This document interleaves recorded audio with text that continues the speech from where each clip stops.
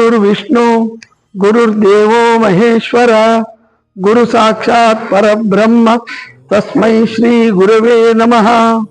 ओम गणानां त्वा गणपतिं हवामहे कविं कवीनामुपमश्रवस्तमं ज्येष्ठराजं ब्रह्मणां ब्रह्मणस्पत आनाशृण्वन्नोतिभिः सीदसादनम्।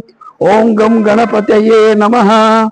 ओं सरस्वती नमस्तुभ्यं वरदे कामरूपिणी विद्यारंभं करिष्यामि सिद्धिर्भवतु मे सदा।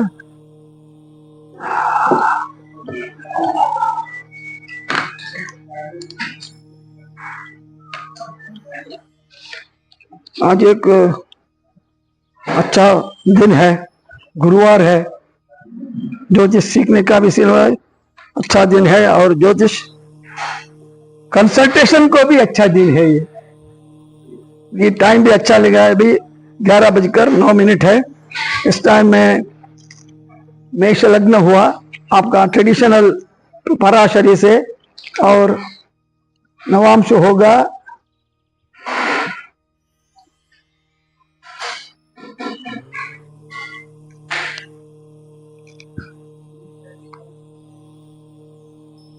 धनुर्नवांश है।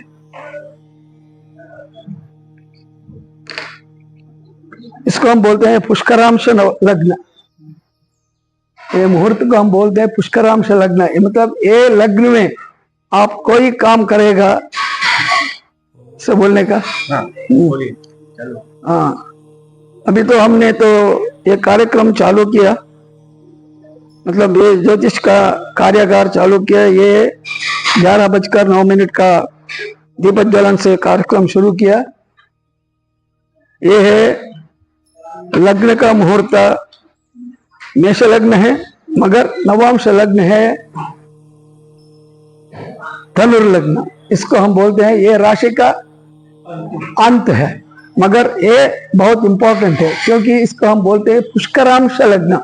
मतलब कोई काम पुष्करांश लग्न में काम करेगा वो सक्सेसफुल हो जाएगा। ये बहुत इंपॉर्टेंट है। तो अभी देखिए, मगर इस टाइम में हो रहा, पहले का टाइम से बुध हो रहा था, शुक्र हो रहा था, अभी बुध हो गया।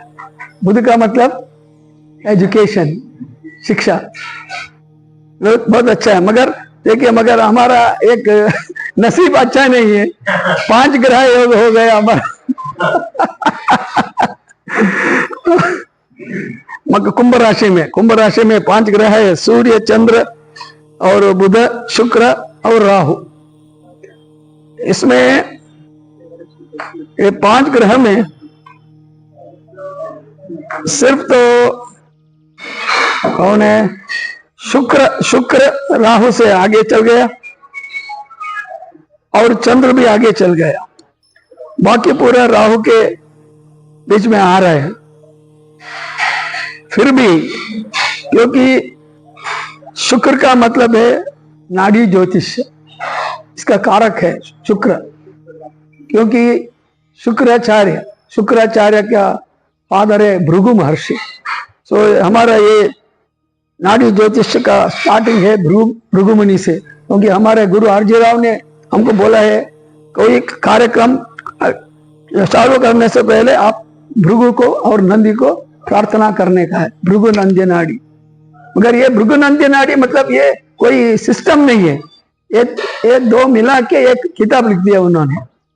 मगर इस सिस्टम को हम बोलते हैं राव्स सिस्टम ऑफ नाडी एस्ट्रोलॉजी, बाकी कुछ नहीं है। अब आप देखा होगा फेसबुक में सब एडवर्टाइजमेंट है, भृगुनंदी नाडी कोर्स, भृगुनंदी नाडी कोर्स। भृगुनंदी नाडी कोर्स नहीं है, राव्स सिस्टम ऑफ नाडी एस्ट्रोलॉजी है। अभी इसमें और एक बात है, अभी क्योंकि हमने चालू करेंगे होरा से, होरा मुहूर्त। अभी होरा मुहूर्त मतलब बुध होराधिपति है अभी, क्योंकि यहाँ का सनराइज है आज कानपुर में 7:11 है। सो उसका मतलब अभी बुध होरा चल रहा है। अभी बुध कहाँ है? बुध तो कुंभ में, मगर 24 डिग्री सूर्य सूर्य चंद्र मंगल बुध, सॉरी 21 डिग्री 30 मिनट्स लिखा हुआ है। ये मतलब 8 डिग्रीज, मतलब ये 21 डिग्री है।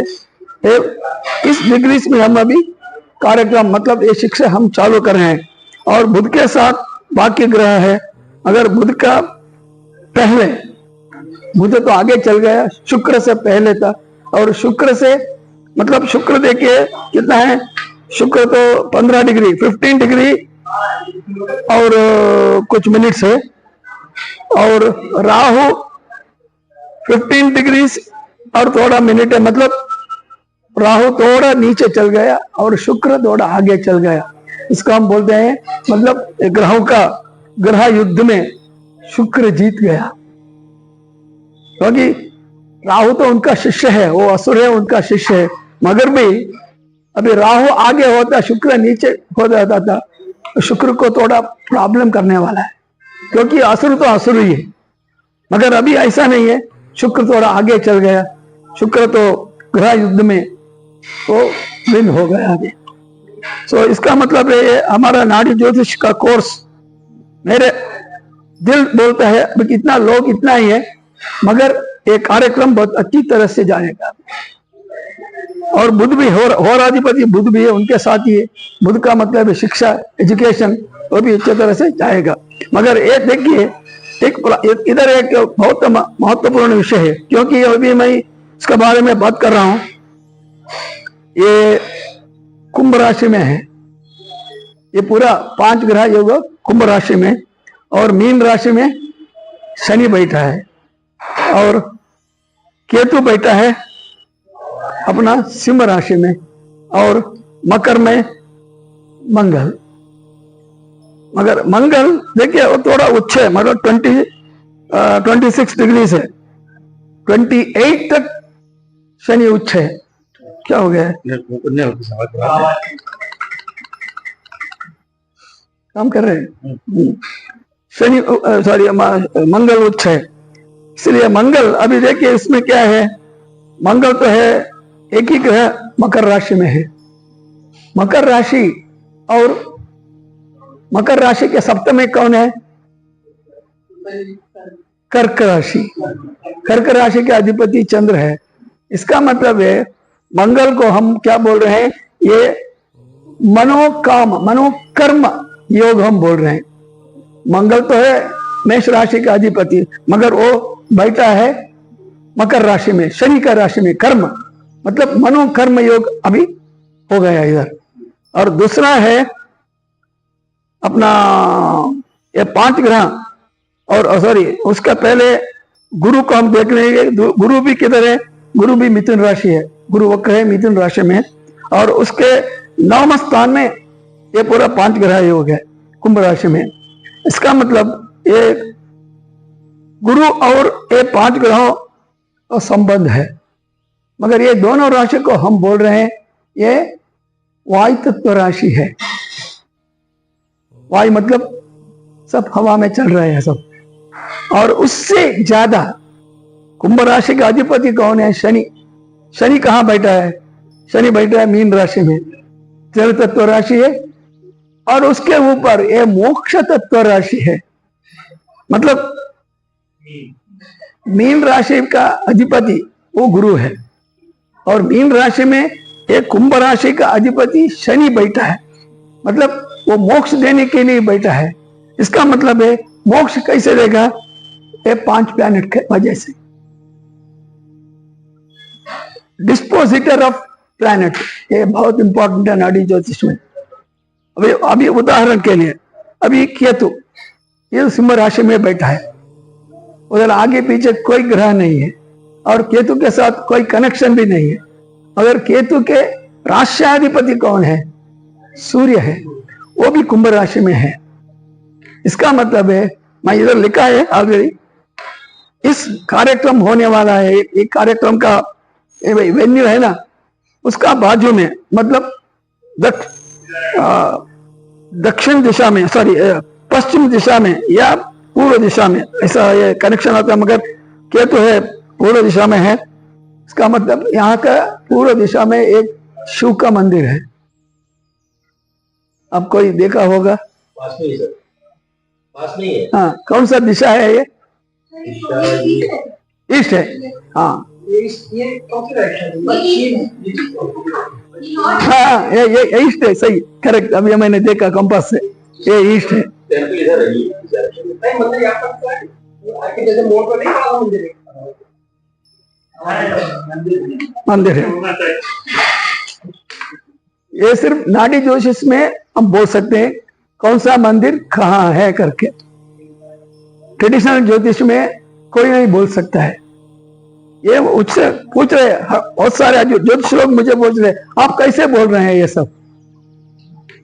केतु कहाँ बैठता है?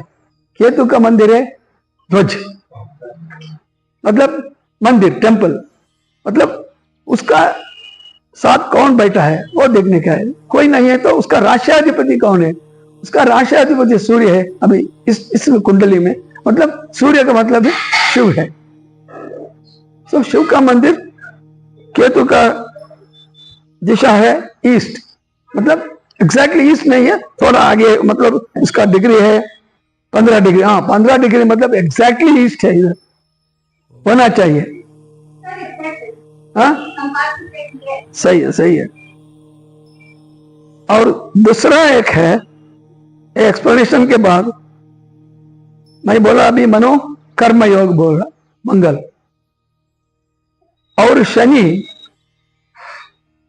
मोक्ष तत्व राशि में बैठा है, मगर शनि के साथ, शनि का मकर राशि, सॉरी मीन राशि में बैठा है और उसका त्रिकोण में अपना कर्क राशि है, कोई नहीं है, और दूसरा त्रिकोण है वृश्चिक राशि। तो इस तीनों राशि में कोई नहीं बैठता है, मगर ये तीनों को बहुत महत्वपूर्ण है क्योंकि ये मोक्ष तत्व राशि है। और इसको हम बोलते हैं मनो जीव योग, क्योंकि मीन राशि है ना, वो गुरु का स्वक्षेत्र है, वो जीव है। तो मन, हमारा मन क्या होता है, पहले कर्काटक राशि में था, उसका अधिपति, वो चंद्र सोच रहे हैं, चंद्रमा सोच रहे हैं इधर अच्छा नहीं लगता है, मेरा मन तो बहुत उदास है, मैं आगे जाऊं। आगे कहाँ जाता है? वृश्चिक राशि में, उधर बहुत जलसनेस है और कोप आता है, मतलब एंगर है, वो पूरा है, इसलिए वो भी उधर वो डिबिलिटेटेड है, मतलब नीच है। फिर कहाँ जाएगा? उसका त्रिकोण मतलब अपना मीन राशि में, उधर गुरु का राशि में, वह उधर स्वस्थ होगा। इसका मतलब, इसका हम बोलते हैं मनो जीव योग बोलते हैं। तो बाकी का रह गया ये सिर्फ कुंभ राशि में। कुंभ राशि में 5 ग्रह है और उसके त्रिकोण में मिथुन राशि में गुरु ग्रह है, और दूसरा त्रिकोण है, तीसरा त्रिकोण है तुला राशि, कोई नहीं है। फिर भी तुला राशि का अधिपति शुक्र है कुंभ राशि में। ये कुंभ राशि और कुंभ राशि इसका महत्वपूर्ण है, यही हमारा प्रारब्ध कर्म है, ये बहुत इंपॉर्टेंट है। अब ट्रेडिशन में पराशरी में कोई एक्सपर्ट होगा, वो बोलेगा 6th फ्रॉम लग्न, 6th house, 8th house and 12th house, ये सब हमारा प्रारब्ध कर्म बोलते हैं, नहीं है। नाडी शास्त्र के मुताबिक एक ही राशि है कुंभ राशि। क्यों? कुंभ का अधिपति शनि है। शनि क्या करता है?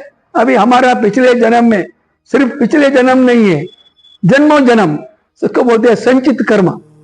संचित कर्म, और उसको खाली खत्म करके करके थोड़ा कर्म उधर बचता है, उसके साथ पिछले जन्म का ये प्रारब्ध कर्म मिला के हम इस जन्म में काम कर रहे हैं। मगर ये कुंभ राशि में मतलब इतना 5 ग्रह क्यों हैं? मतलब इस कार्यक्रम का आयोजक 5 लोग हैं, मुख्य 5 लोग हैं, सही है ना? इनका मतलब अदृष्ट क्या है? मतलब ये मेरा, क्योंकि उसका 5 राशि में गुरु बैठा है, ये मेरा भी अदृष्ट है और सबका अदृष्ट है। यहाँ आके ये नाडी ज्योतिष सीखने, आप लोगों को सीखने का है और मुझे सिखाना है, ये प्रारब्ध कर्म है।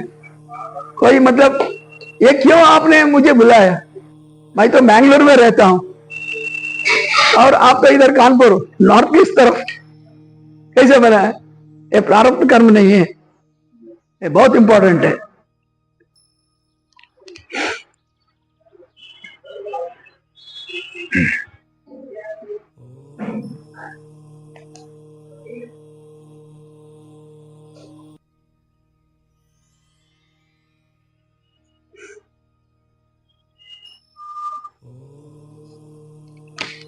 तो ये मुहूर्त चार्ट का बारे में ये सब इंफॉर्मेशन जानकारी हम बोल सकते हैं।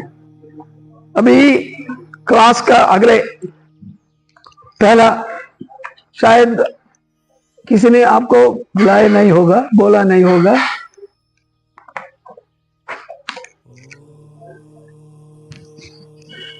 ये मैंने ऑलरेडी आप लोगों को पीडीएफ भेजा है।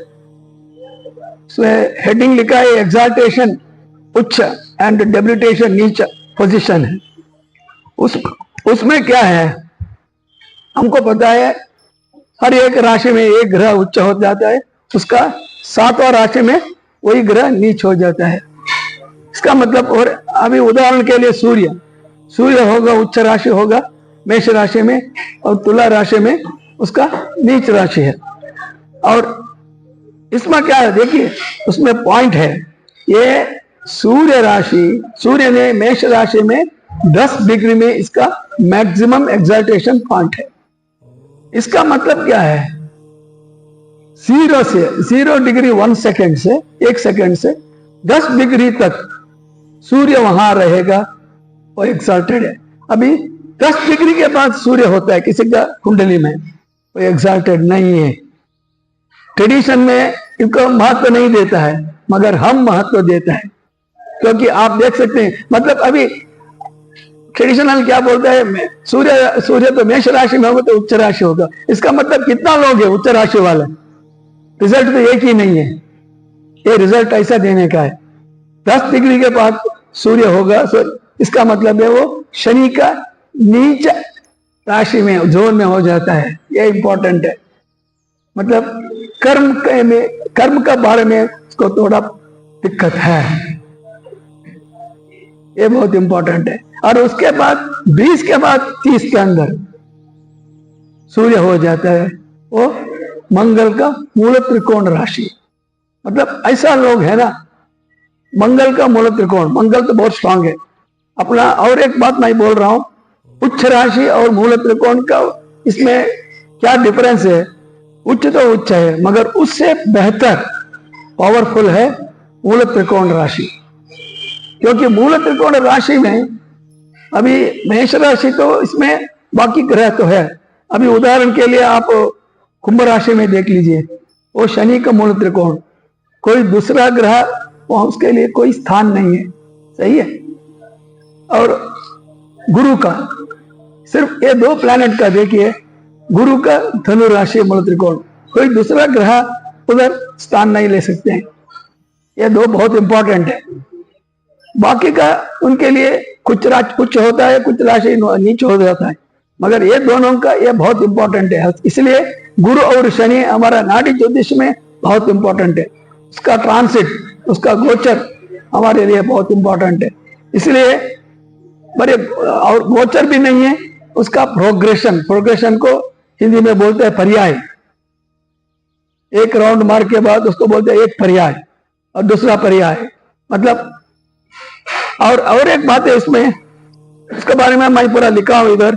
चंद्र का भी 3 डिग्री है वृषभ राशि में, 3 डिग्री के बाद 30 डिग्री तक पराशरी में बोल रहे हैं वृषभ राशि उसका मूल त्रिकोण राशि है, मगर नंदिकेश्वर महर्षि क्या बोल रहे हैं अभी देखिए। और इधर एक डिफरेंस हो गया, पूरा ग्रह लोग अपने सूर्य होगा, बाकी मंगल होगा या बुध होगा, गुरु होगा, शुक्र होगा, शनि होगा, बाकी पूरा अपने स्वक्षेत्र में या मूल त्रिकोण राशि में उनका स्ट्रांग होल्ड है। मगर चंद्रमा के लिए वो लोग बोल रहे हैं वृषभ राशि में 3 डिग्री से 30 डिग्री तक उसका मूल त्रिकोण राशि है। क्यों? क्योंकि वृषभ राशि का अधिपति शुक्र है। शुक्र का राशि में चंद्र क्यों मूल त्रिकोण राशि बनेगा? नंदिकेश्वर महर्षि क्या बोल रहे हैं, इसीलिए वो उसका 100% वो बोल रहे हैं। आप चेक कीजिए, कोई का मतलब किसी का कुंडली में ऐसा 3 डिग्री के बाद 30 डिग्री के अंदर वहां होगा, या अपना कर्क राशि में, क्योंकि कर्क राशि ही उसका मूल त्रिकोण राशि अपना नंदिकेश्वर महर्षि बोल रहे हैं। यही सत्य है, आप देख लीजिए, आप चेक कीजिए, ये बहुत इंपॉर्टेंट है। और मंगल का तो सही है। हाँ, मंगल का भी वही मैं बोल रहा था। आज गाड़ी में आने का वक्त एक थोड़ा डिस्कशन हो गया, मंगल उच्च है करके। मंगल उच्च मतलब देखिए, अभी मकर राशि में 0 डिग्री से 5 डिग्री तक गुरु नीच है। इसका मतलब मकर राशि में गुरु नीच नहीं है। 5 डिग्री के बाद गुरु नीच नहीं है। उधर कौन उच्च है? अभी मंगल उच्च है। 5 डिग्री से 28 डिग्री तक मंगल उच्च है। मगर उस मतलब उस अपना लॉन्जिट्यूड में गुरु आएगा। गुरु क्या फल देगा? गुरु नीच नहीं देगा, वो उच्च मंगल का फल देता है। अब चेक कीजिए, ये बहुत इंपॉर्टेंट है। और बाकी का 2 डिग्री वो शनि का है। शनि के लिए सिर्फ 2 डिग्री है अपना मकर राशि में। ऐसा अभी शनि का हम देखा अभी, और बाकी का शुक्र तो ठीक है, गुरु का भी ठीक है। और एक बात है, राहु केतु। राहु केतु के लिए कोई उच्च नहीं है, कोई नीच नहीं है। राहु और केतु के लिए वो कहाँ रहता है? वही उनका मूल त्रिकोण राशि है। ये नंदिकेश्वर महर्षि का कहता है, वो ये बहुत इंपॉर्टेंट है। अभी उदाहरण के लिए आजकल राहु कुंभ राशि में है, वही उसका मूल त्रिकोण है, और केतु सिंह राशि में बैठा है, वही उसका मूल त्रिकोण राशि है। अभी अगले साल 1 दिसंबर के बाद बदल हो जाएगा, राहु मकर में आएगा। वो उस टाइम में राहु का मतलब मूल त्रिकोण राशि मकर हो जाएगा, और केतु का मूल त्रिकोण राशि कर्क राशि हो जाएगा। ये बहुत इंपॉर्टेंट है। मतलब उसके लिए कोई उच्च नीच नहीं है।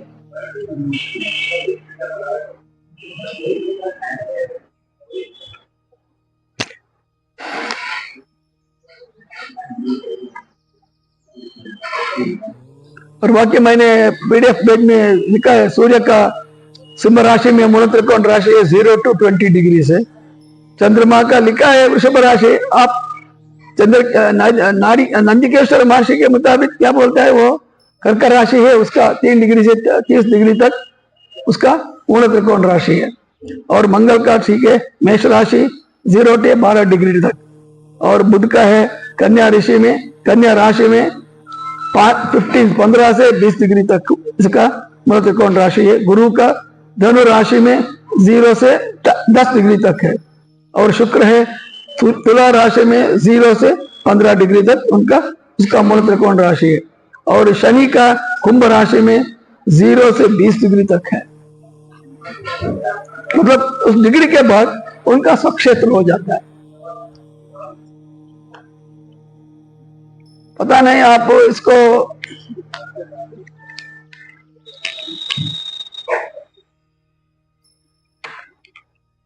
ये हमारा नाड़ी ज्योतिष का या हमारा जीवन का यह महत्वपूर्ण विषय है। ये इसको पहले का ये विषय मैं बोल रहा हूं, सूर्य आत्म त्रिकोण और सूर्य आत्मानुबंध त्रिकोण। ये कैसे? एक कोई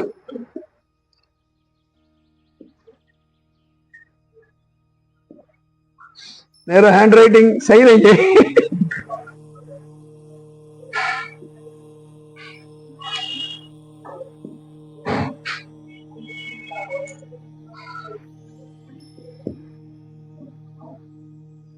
अब ये 1 है,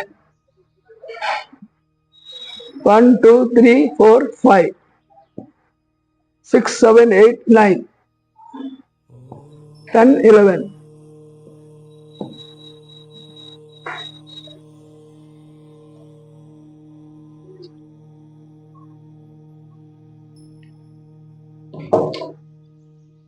अभी हम सबका जन्म कैसे हो गया? सबका पहले का कारक है कुंभ राशि, मूल त्रिकोण का अपना प्रारब्ध कर्म। सब अपना अपना प्रारब्ध कर्म के मुताबिक अपना माँ बाप को चुनता है। ये सब प्रारब्ध कर्म है। वो कैसे जाता है देखिए,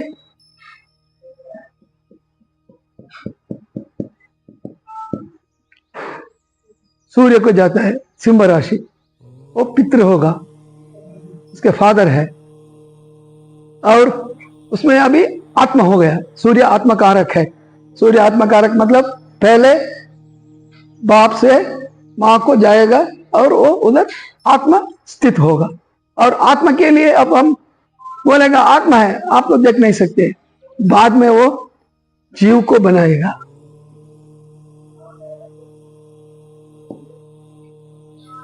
जीव का कारक है गुरु, और गुरु से अभी जीव तो हो गया, अभी कौन सा जीव है? अभी पुरुष है या स्त्री है? ये बताता है मंगल। मंगल देह कारक है। इसका मतलब देखिए, ये सूर्य का मूल त्रिकोण राशि है, ये गुरु का मूल त्रिकोण राशि है, ये मंगल का मूल त्रिकोण राशि है। ये 3 मूल त्रिकोण राशि का इस त्रिकोण को हम बोल रहे हैं सूर्य आत्मानुबंध त्रिकोण। बहुत इंपॉर्टेंट है। ये शायद ट्रेडिशनल एस्ट्रोलॉजी में इसके बारे में कुछ नहीं है, किसी को पता नहीं है। ये सब पता नहीं, आपको पीछे का टीचर लोग आपको बताया नहीं बताया, मुझे पता नहीं बताया, मगर ये बहुत इंपॉर्टेंट है।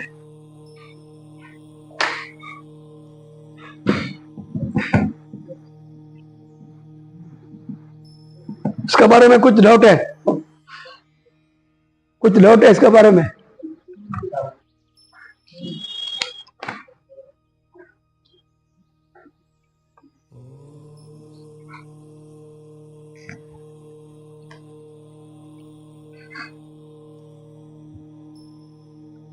और दूसरा है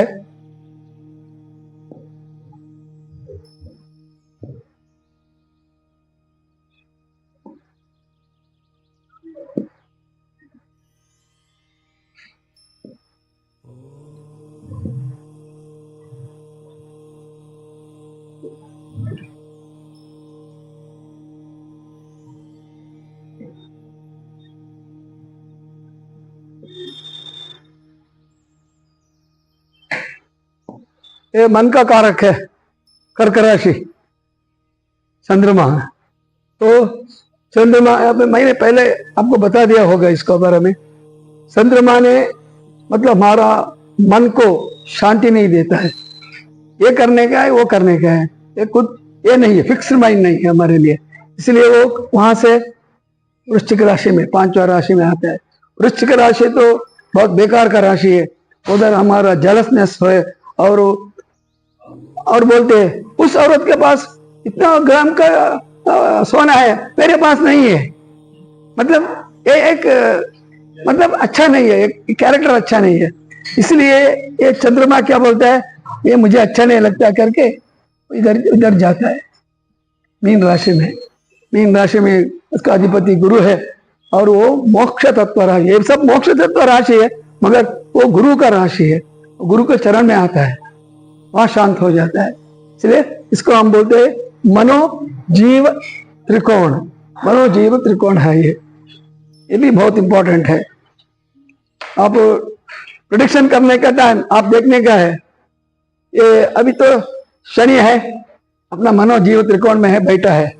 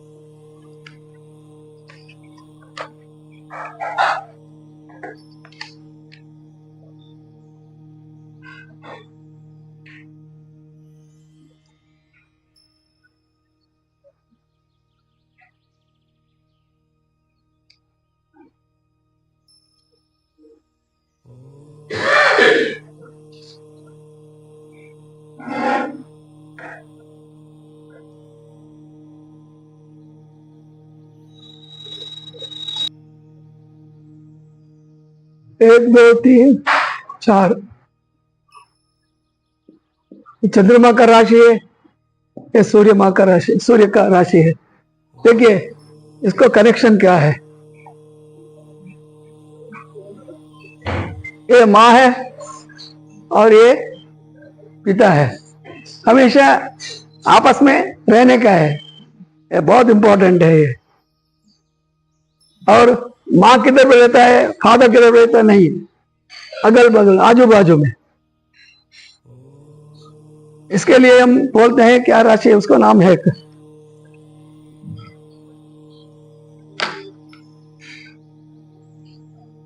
इसको हम बोलते हैं 2 साइड्स ऑफ ए कॉइन। एक कॉइन में 2 साइड, एक साइड में चंद्रमा है, एक साइड में सूर्य है।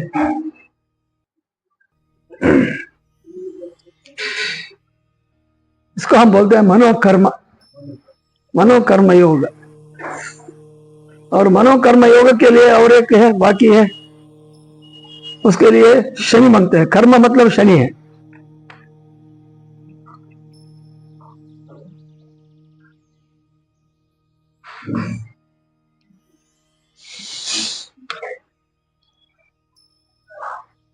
आइए,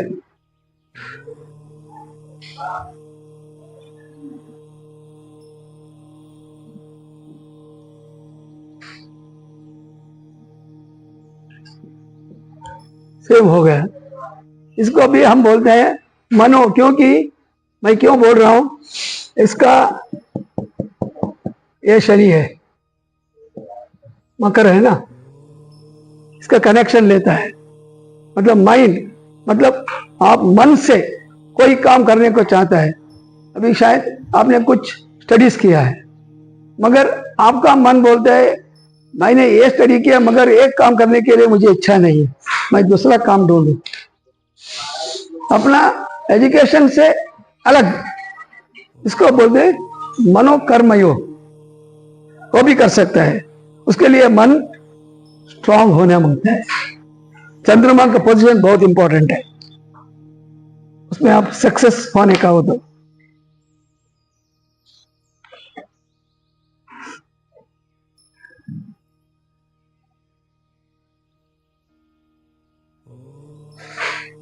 और लास्ट है प्रारब्ध कर्म राशि या काम तत्व राशि, वायु तत्व राशि, पूरा एक ही है।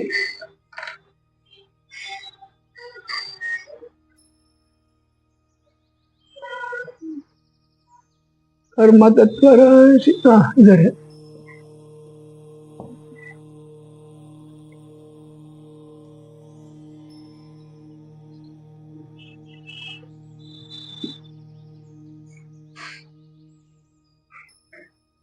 यहाँ क्या होता है, ये सॉरी,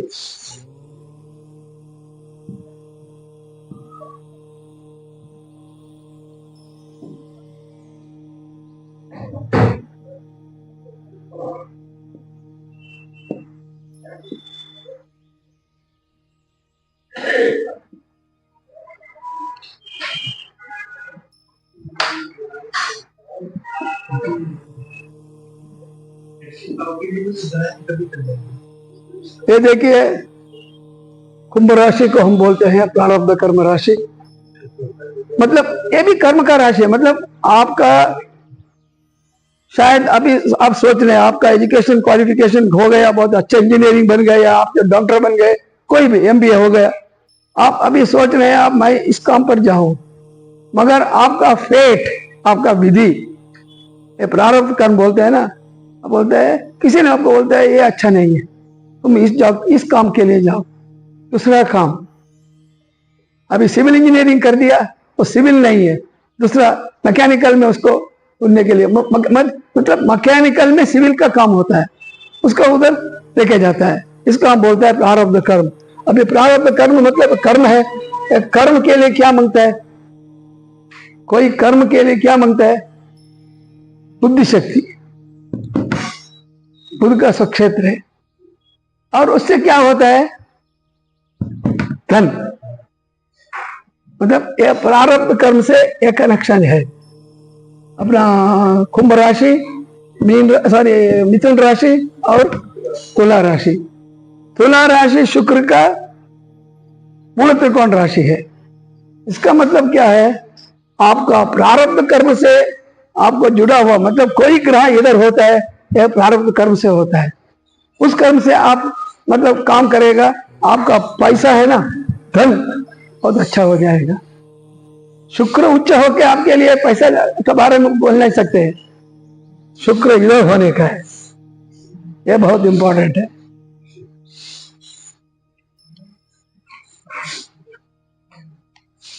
कोई डाउट्स है इसके बारे में?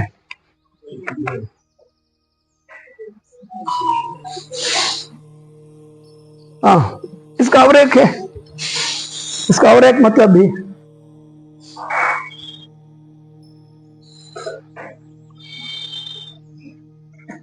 ये जीव कारक के अंदर ये अपना मीन राशि है और ये कुंभ राशि है। मतलब कुंभ राशि आने के बाद मीन राशि आता है, सही है। मतलब कुंभ राशि पहले, कुंभ राशि का अधिपति शनि पहले, इसलिए शनि को हम बोलते हैं बड़ा भाई। ये बड़ा भाई है, ये बड़ा भाई। अभी देखिए, ये इसका वाइफ है, शुक्र उसका वाइफ है, मगर वो डायरेक्ट कनेक्शन नहीं है, वो बुध को बोलता है। बुध कौन है? छोटा भाई। मतलब शादी होने के बाद पत्नी ने कोई काम, सॉरी पति ने अपना काम, मतलब क्या काम करने के लिए वो डायरेक्ट पत्नी से नहीं बोलता है, अपना छोटा भाई से बोलता है जाके बोलो। इसलिए वो वाइफ भी उसका छोटा भाई से बात करके काम करवाते हैं। इसलिए ये दूसरा इसका आइडिया है, ये बहुत इंपॉर्टेंट है। समझ लिया आप?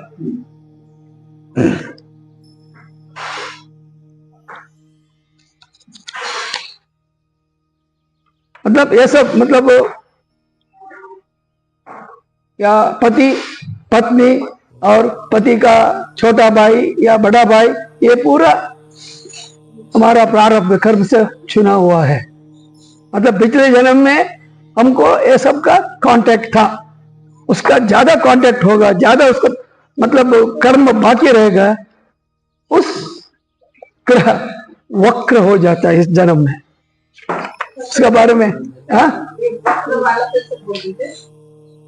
अभी शुगर है इसमें, शुगर। मैं क्या बोल रहा था, वही मतलब देखिए, अभी कर्म तो जाता रहता है। अभी पति पत्नी और उसका बड़ा भाई या छोटा भाई, ये पूरा हमारा प्रारब्ध कर्म हो जाता है। अभी ये प्रारब्ध कर्म में कुछ कर्म, पिछले जन्म के कुछ कर्म बाकी रह गए, और इस जन्म में वो कर्म के लिए या शनि वक्र होगा या बुध वक्र होगा। बुध का मतलब छोटा भाई, वो वक्र होगा। ऐसा मतलब ये वक्र का इंपॉर्टेंस रहता है, और उसका बारे में और थोड़ा बात करने का है।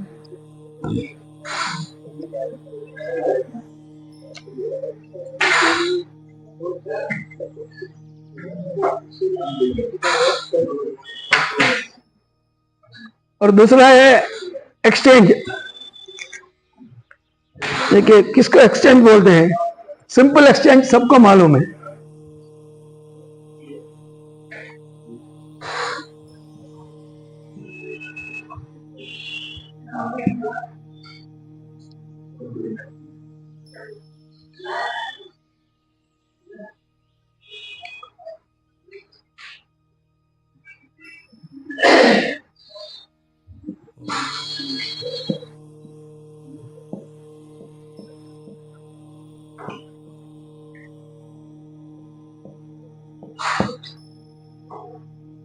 अभी देखिए, मेष राशि में शनि वक्र है और मकर राशि में गुरु है, वो वक्र नहीं है, फिर भी एक्सचेंज हो जाता है इधर।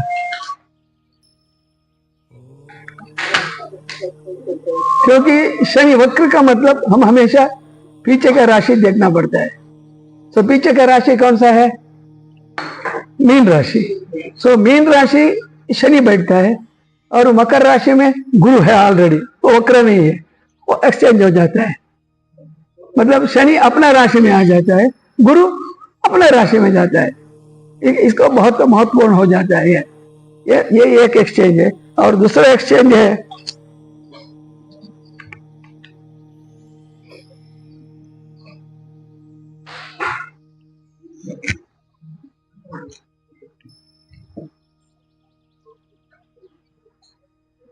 हाँ, कुछ बात है?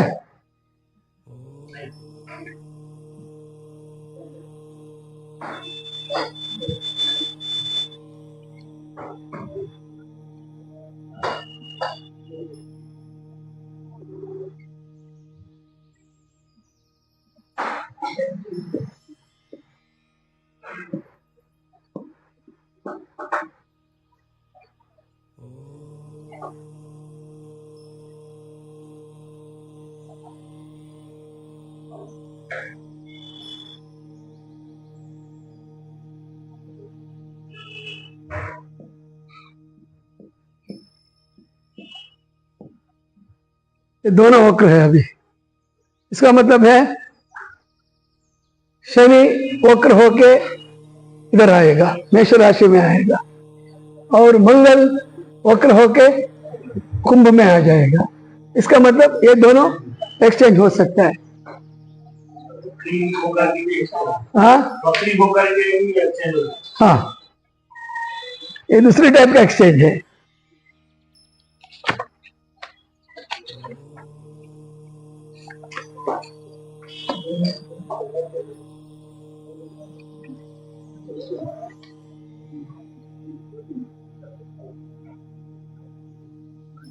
चक्र का बारे में कुछ सुना है आपने? चक्र का बारे में मैं तो पीडीएफ फाइल में भेजा है। हाँ एक्सचेंज बताया आपने। हाँ, उसके बारे में और बात करने का। ये में जो है हाँ सभी भावों का एक्सचेंज को अच्छा नहीं माना नहीं, वो अच्छा बुरा है ना, वो बात में बताएगा।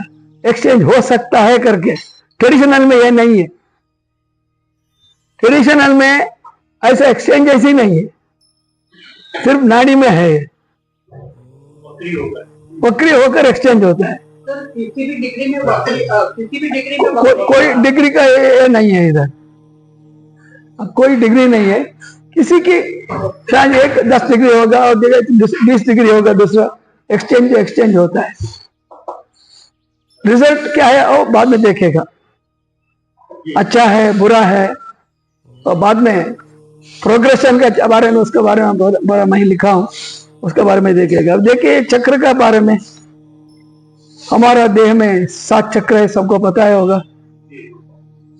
मतलब आप सब इसका बारे में अच्छा जानकारी होगा। क्या चक्र होता है? मूलाधार, स्वादिष्टान, ये सब अंग्रेजी हो गया, हमारा नहीं है, अंग्रेजी होगा।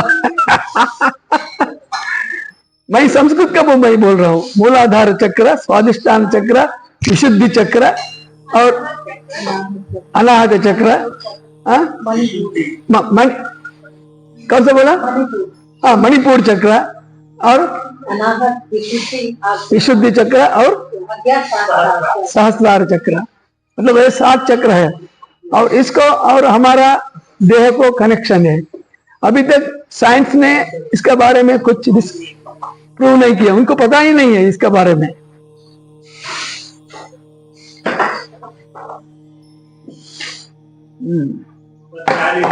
ठीक है, ठीक है।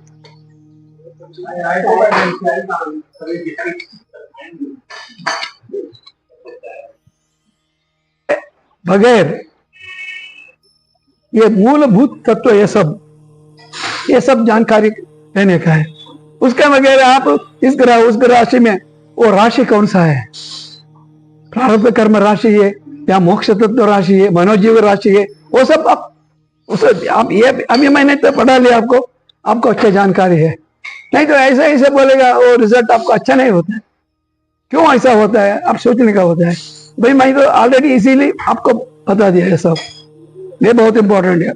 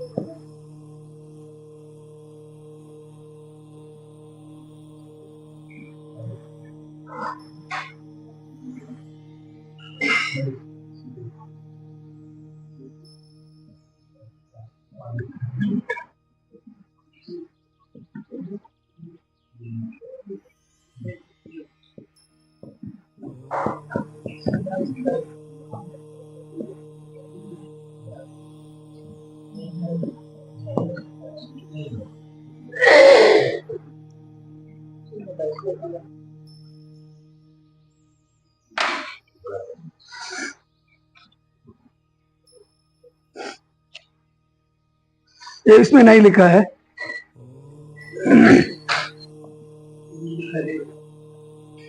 अभी हमने देखा पिछले क्लास से। हाँ लिखा क्या है? ये सब हमारा चक्र है, चक्र चक्र है।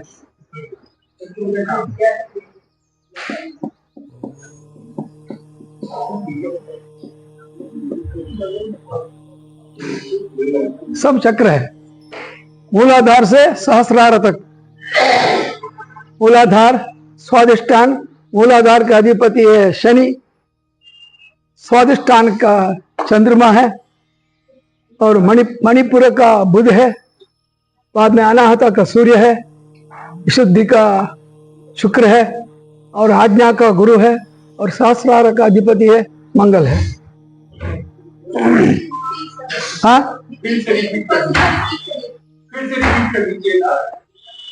चलो हाँ रिपीट। हाँ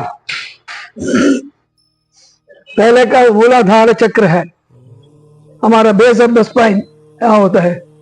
दूसरा है स्वादिष्ठान चक्र, ये मूलाधार चक्र है, शनि का है। स्वादिष्ठान होगा चंद्रमा, मणिपुर हो गया बुध का, अनाहत हो गया सूर्य, विशुद्धि हो गया शुक्र का,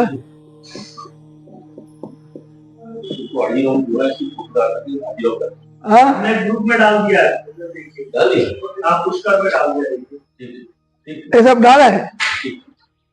और आज्ञा चक्र है गुरु का, और ये है मंगल।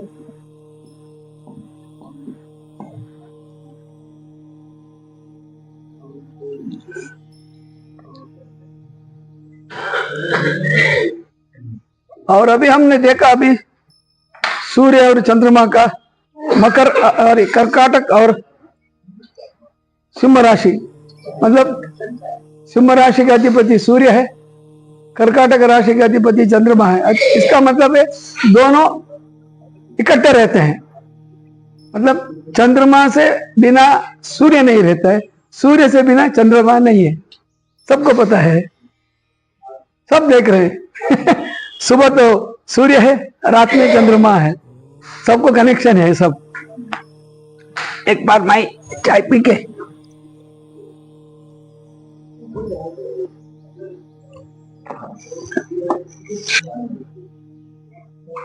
मतलब एक ही कॉइन का दो साइड।